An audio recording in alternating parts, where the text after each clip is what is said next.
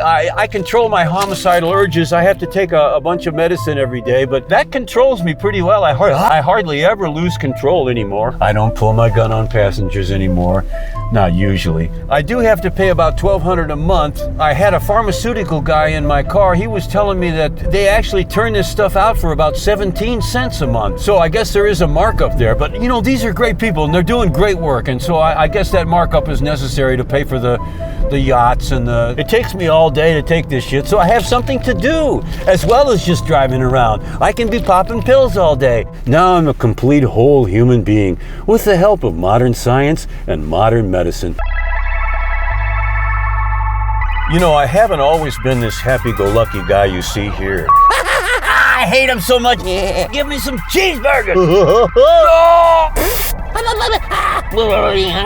But she was a great lay, so who cares? I really was very desperately unhappy in certain times in my life, and this sweet old lady was in the back, and I kind of opened up my heart to her, and I said, I'm so desperately unhappy, I don't know what to do. I mean, I was dating this one girl, and she was a twin, and then I made the mistake of sleeping with her twin sister. I was hoping, you know, for a sister sandwich, but that didn't really work out, and then she dumps me, and I thought, what are my values? I was completely losing it, but then this sweet old lady, she says exactly what I need to hear. It revolutionized my life, and I've tried to live by it ever since. She said, turn right. So simple and so beautiful. I thanked her and thanked her. I was crying. She didn't understand, and she was kind of running from the car, to be quite honest. Every morning now, I drink a whole bottle of vinegar. And after I throw up, I feel really great. I feel light, I feel good. And the other thing about vinegar, they say it might be bad for you, but I'm saying, who's in charge? You or your body? You gotta let your body know who's in charge. Here we go. It's my morning drink. Vinegar.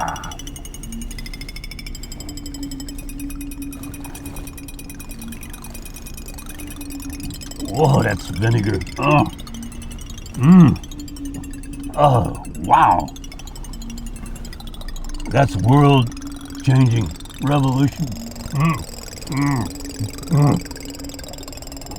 Hold on. Oh, man. This'll get me going.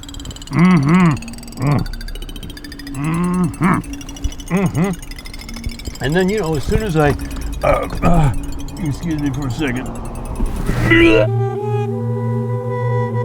My favorite city as a chauffeur was Baghdad, back when Saddam used to run the scene. Baghdad has these big, wide boulevards. And I was driving for Saddam Hussein back in the day.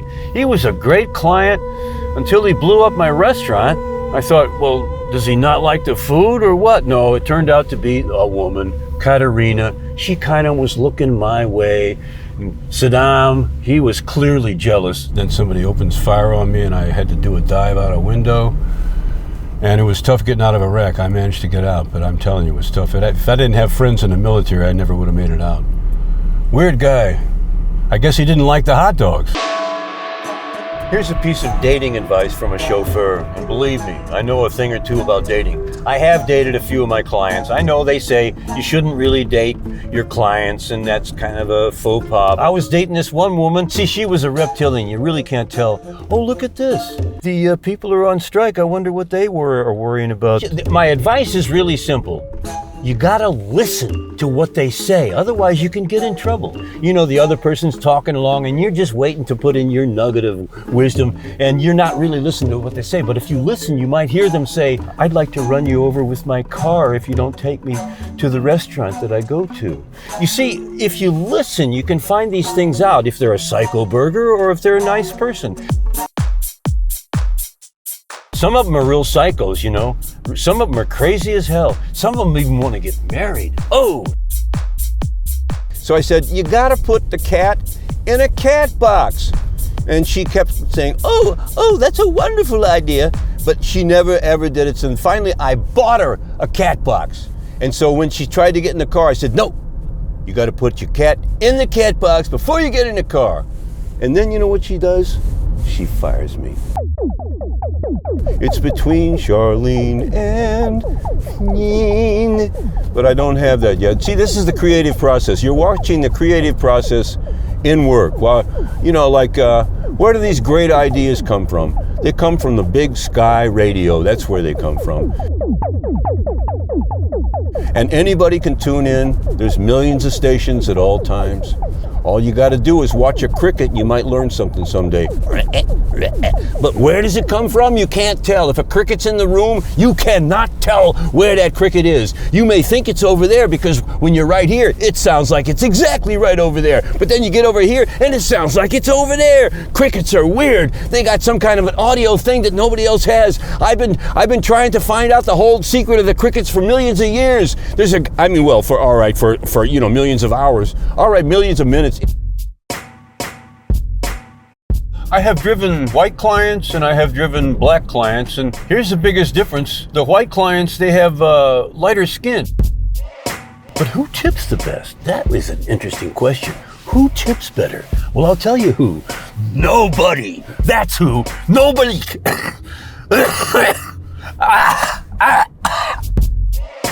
And do they even think? No, maybe they'll fart at you. I hate them so much. I just want to, oh no. Control yourself, control yourself, control yourself, control yourself, control your. Om Mani Padme Hum. Om Mani Padme Hum. I am at one with the cosmos. I am peaceful. My soul is at your service. Yes, sir. My soul is at your service. Black, white, what's the difference? Rich. Oh Johnny, where'd you go tonight? Oh Johnny, she is out of sight. Are you gonna find her down at Clarence's house? Or will she be back in the swamp?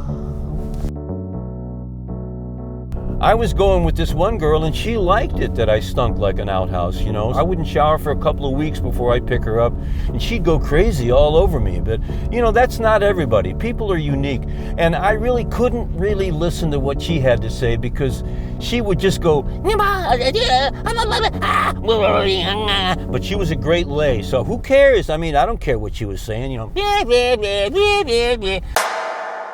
Wanga walla walla wanda waba bam bam ba walla bam bam bam boa walla bam bam boa.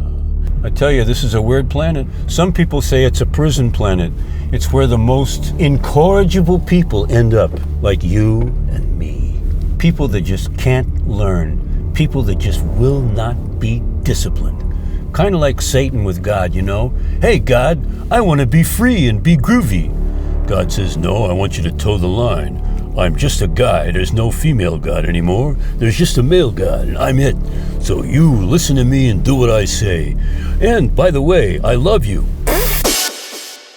I would love to move to Mars and join the people there. You know, if you move to Mars, they give you 40 acres, a mule, and a hoe. Plus, they give you tools for, you know, gardening and stuff like that. The reason I want to move to Mars is because the Earth, they've developed this thing called the M-bomb. It's much more devastating than the H-bomb. The M-bomb is the media bomb.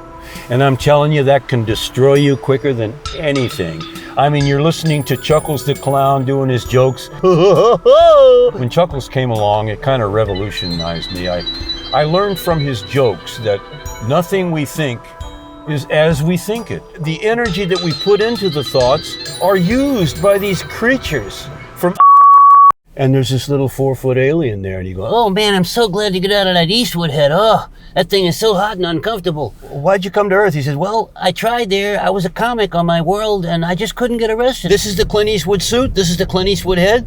I play him all the time. I said, what's your name? My name's Smokey. Is that your name back on the planet where you're from? Well, no, it's Good actor, that Eastwood lizard. Lizards, how are they different from humans? Well, they want to take over the human race and exterminate us. Other than that, they're really nice people. Except, you know, they have the tongues that come out. They have to watch that in public. Some of my passengers, they're not human. They're reptiles. Or reptile-human hybrids. You just crank up the heat to the max. Then I offer them these snacks. You know, this is assorted bugs and cranberries.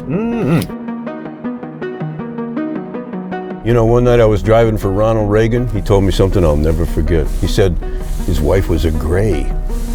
Whoa! I said, really? And he says, yeah, she just wears a pink skin suit and she's got to change it about every 6 months to get a fresh, skin suit on. And then a few years later, who do I pick up but Mrs. Reagan, Nancy Reagan.